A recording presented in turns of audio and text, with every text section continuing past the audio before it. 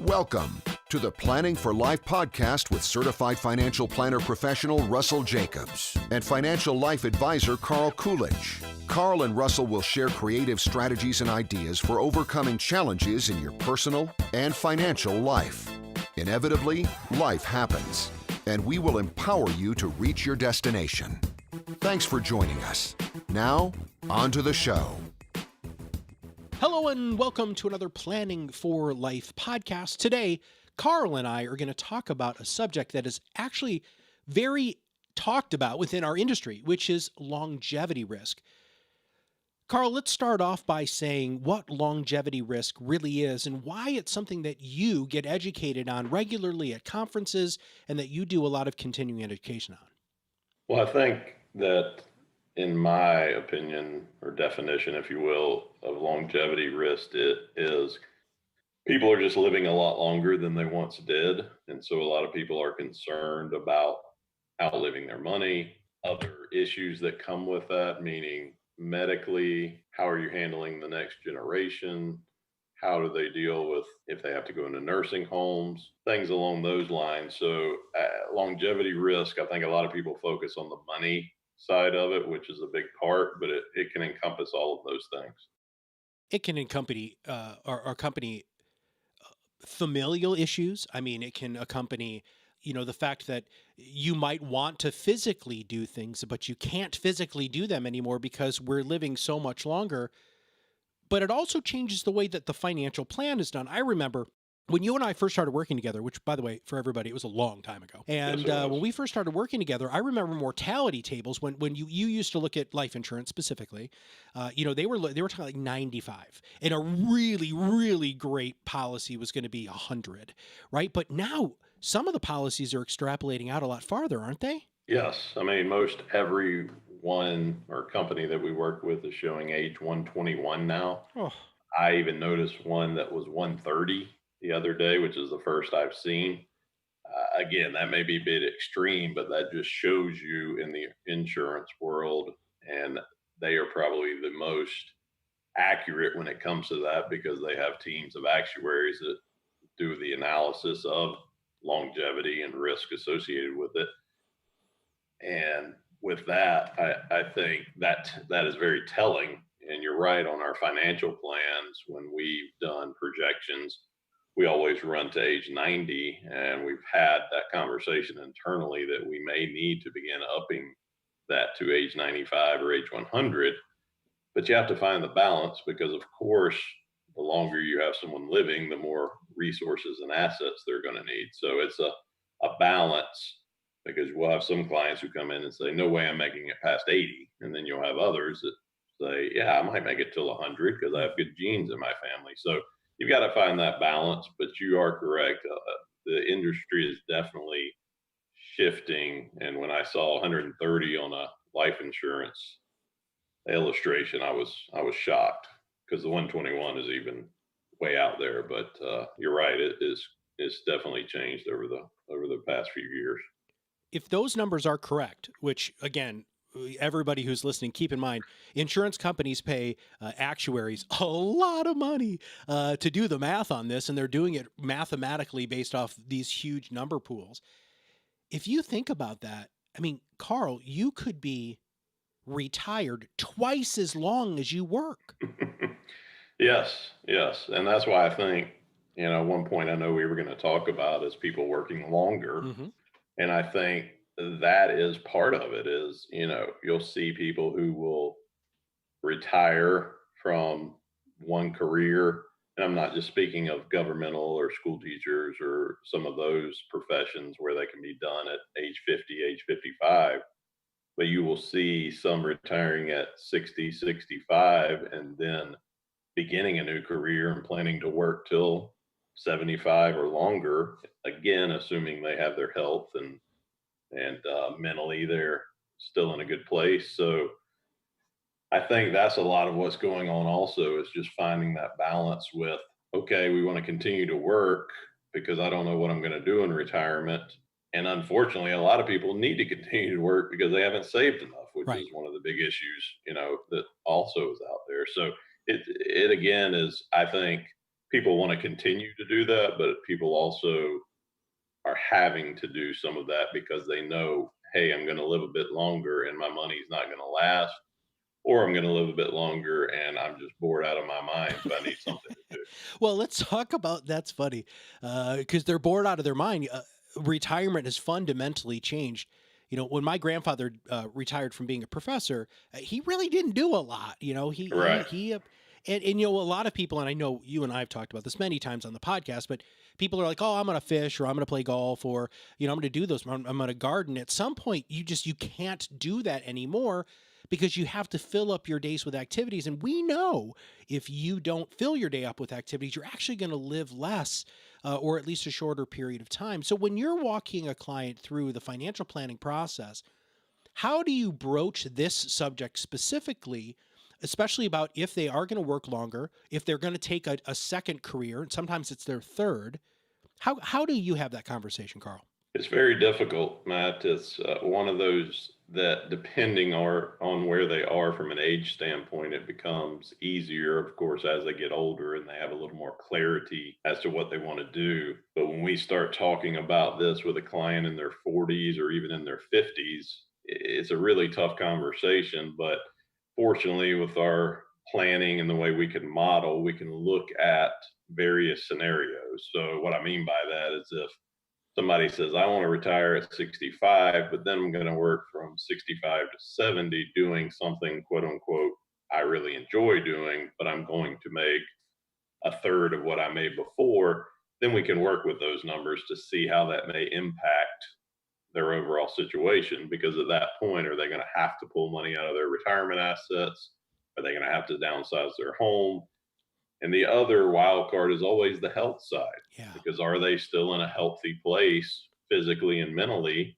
And if that's the case, most people want to continue to go longer and longer. But it's a difficult, it's an easy conversation just to discuss it, but it's difficult to really nail down the data around it. And it's like any plan, you have to make assumptions, but make those as qualified as you can. Well, and then there's social security distribution questions that you have too. I don't want to try to dive in too deeply here, but if somebody's going to retire or, you know, retire from their normal job at 65 and a half or 59 and a half, they could end up taking social security, and then you as the planner need to be able to balance this new job, this new income, their previous retirement monies, the planning that you had done, and then social security, Medicare, all of that stuff. Right. That's a lot of stuff, man.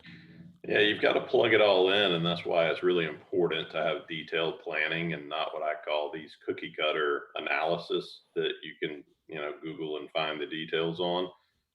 It's really got to be these different bullet points where you're getting into exactly what you said. Does it make sense to take Social Security at 62 or full age or age 70? Now that they push the required minimum distribution for your IRAs back to age 72, how does that factor into it? How much money are you going to make? Does that make your Social Security taxable? If you want to take a very part-time job, you just want to work at the golf course and be the cart guy and make a few $1,000s a year just so you can play free golf. I mean, that there's a lot of different scenarios. So you're right.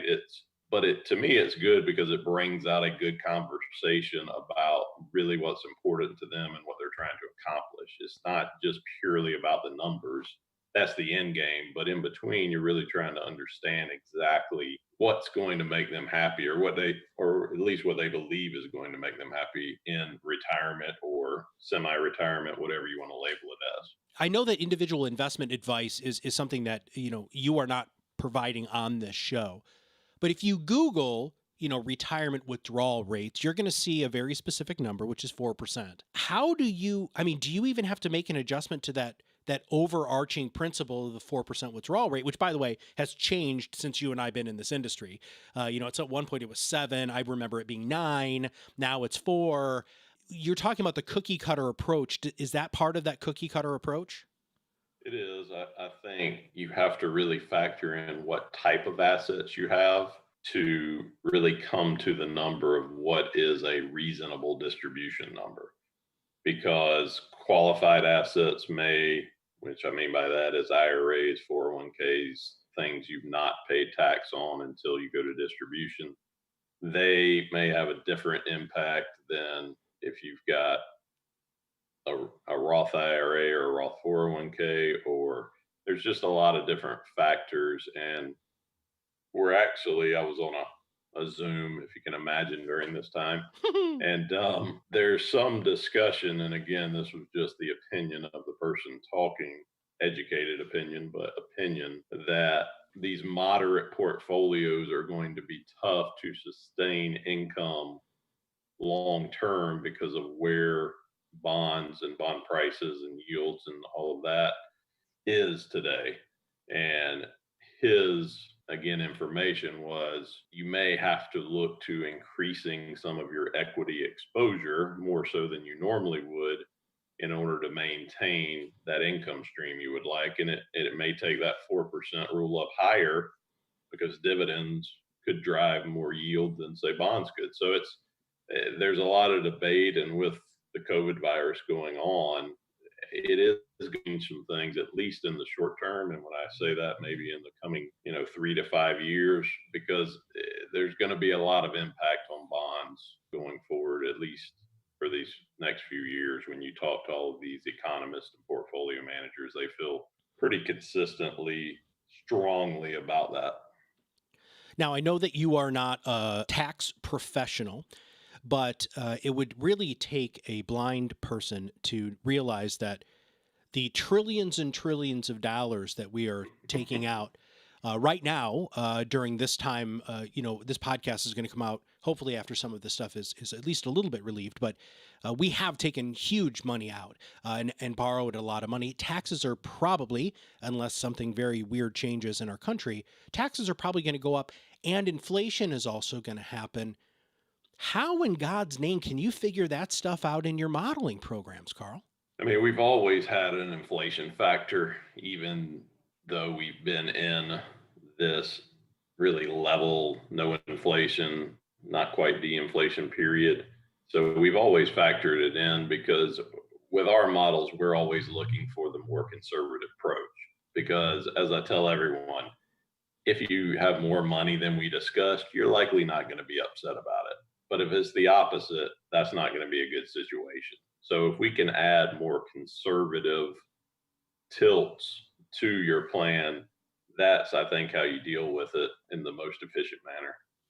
Let's talk now about some of the healthcare aspects. And we've talked in the past about the go, slow go, no go phases of retirement, and how these slow go and no go phases just seem to be getting longer and longer. Healthcare is a huge component. And I know a lot of people, Carl, are very concerned that they're going to deplete the majority of their assets due to healthcare costs. What do you do about that? Or how do you even begin that discussion?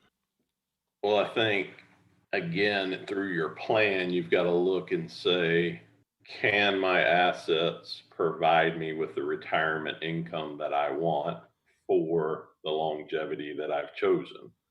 So, as I mentioned earlier, we run our plans to age 90 mortality, but we can extend that or adjust that per each individual client. So, when it comes to healthcare cost, you've got to first say, can I do what I need to do purely from a financial standpoint? And then we've even now been adding additional cost for prescriptions and things along those lines because you assume they're going to increase over time.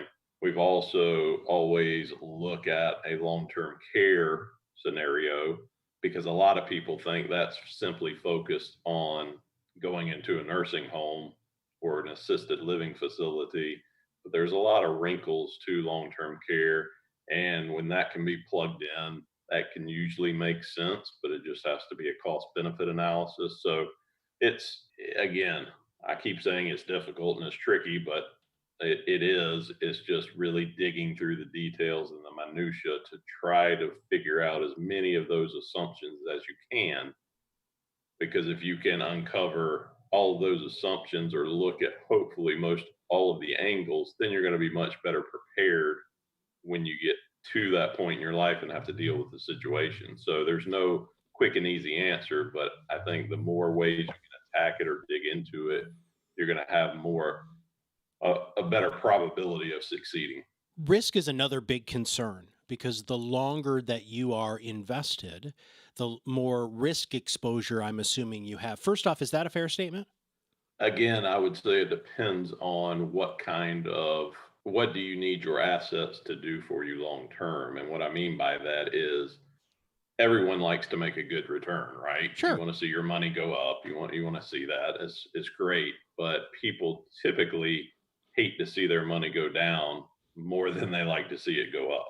So to answer your question, what that really means is if I've got someone who's built up substantial assets, is able to live in a comfortable manner based on their expectations, and they don't have to take a lot of risk, then my question is why would we take additional Yeah, risk if we don't need to? sure. But then you have some who say, I'm doing fine, but I still want to take on some risk because I want to see it really grow, which is fine, but you just have to have a detailed conversation about it. And then the other side of that is those who are behind or don't have enough, you've got to continue to take more risk to give yourself an opportunity to close that gap.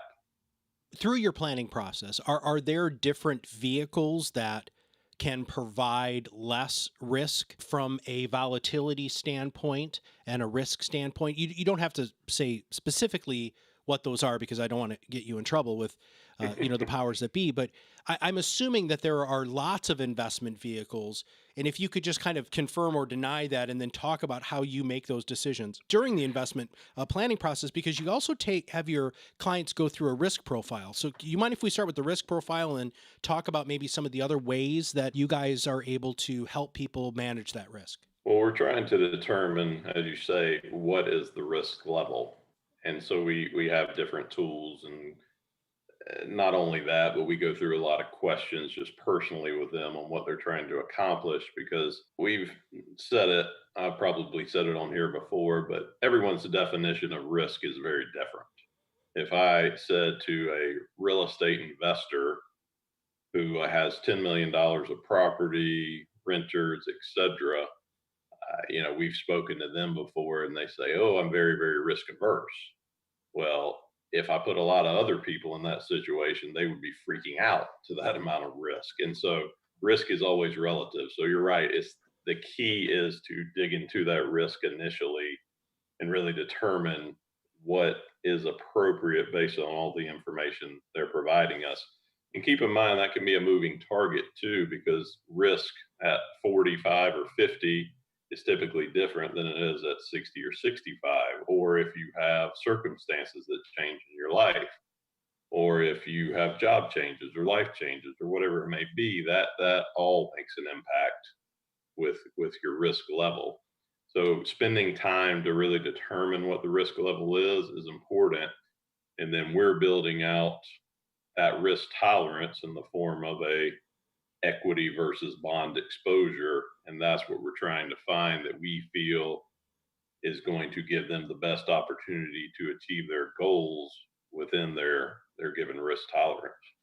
Carl, my favorite question for you every time we do a podcast is, I prepare for these, but what should I have asked you about living longer and how it affects your portfolio? What did I miss to wrap up today's podcast? Well, I think you touched on taxes, and I forgot to answer the second half of your question. But with all the money coming in and being spent by the government, which is, on the surface, a very positive for the economy as they're trying to inject dollars. But you're right in that at some point, someone's got to pay the piper, right? So that is the key, I think, when doing this longevity planning is saying, okay, let's make sure that we're taking into account that it's very likely that taxes will not be going down in the future.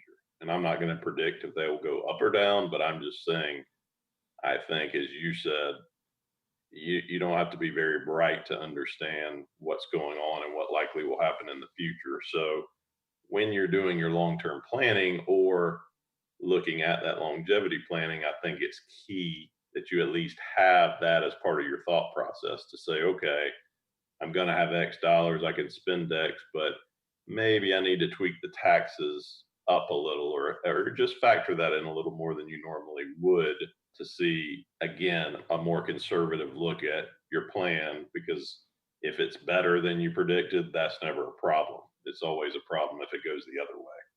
I love sitting here and listening to you go through this stuff because it really makes me reflect on my plan, my long-term plan, the sort of things that I'm really hoping and will talk to my financial planner about. So, for those of you who are listening to the podcast who either haven't done business with Jacobs Coolidge and Company, or you know somebody who really should have a conversation with two people, Russell and Carl, who have been doing planning for a long time, who have an amazingly systematized planning process and will truly listen to what's going on in your life, not just what's going on with your money, you should probably reach out to them.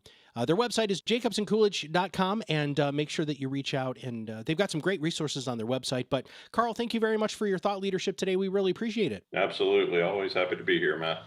Please make sure that you share this with everybody that you know so that you can help many people truly be able to plan for their life in retirement and have an amazing second quarter, third quarter, fourth quarter, whatever you want to call it, of their life. So for everybody, Russell and Carl and everybody at Jacobs Coolidge and Company, this is Matt Halloran, and we'll see you on the other side of the mic very soon.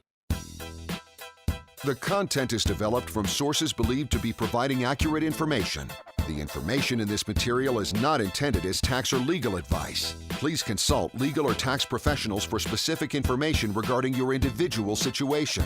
The opinions expressed and material provided are for general information and should not be considered a solicitation for the purchase or sale of any security.